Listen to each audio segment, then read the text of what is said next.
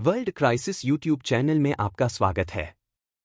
Yemen के Houthi विद्रोहियों ने इजराइल को घेरने के लिए चौतरफा रणनीति बनाई है।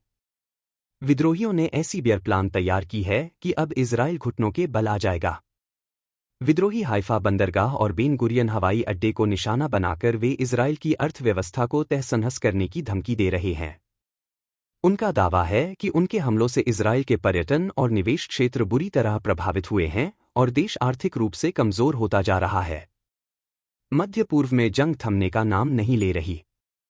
गाजा पर जारी इजरायली हमलों को रोकने की हर कोशिश नाकाम होती जा रही है।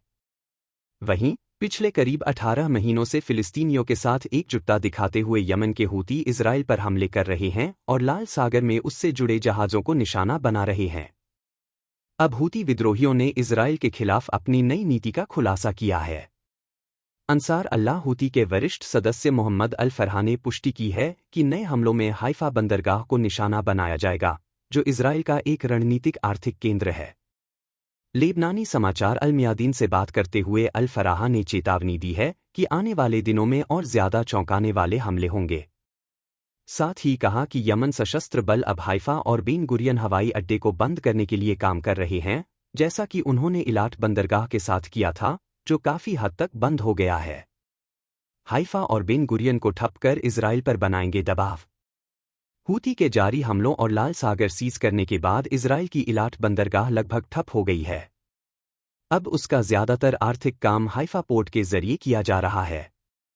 पिछले साल हाइफा पोर्ट को हिजबुल्लाह ने निशाना बनाया था, लेकिन इजराइल ने जवाबी कार्रवाई करते हुए हिजबुल्लाह को लेबनान बॉर्डर से पीछे धकेल दिया।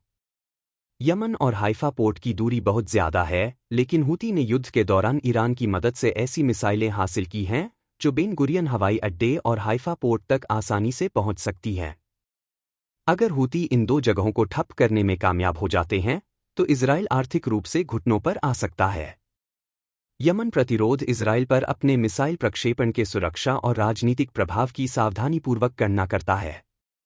उन्होंने कहा कि हमारे इन ऑपरेशन के ठोस परिणाम मिले हैं। यमन के मिसाइल हमलों की वजह से इजरायली अर्थव्यवस्था को गंभीर रूप से नुकसान पहुंच रहा है, खासकर पर्यटन और निवेश के क्षेत्र में। अब कोई भी इजराइल में निवेश करने या छुट्टी मनाने के बारे में नहीं सोच रहा है। यही हूतियों की सबसे बड़ी साजिश है।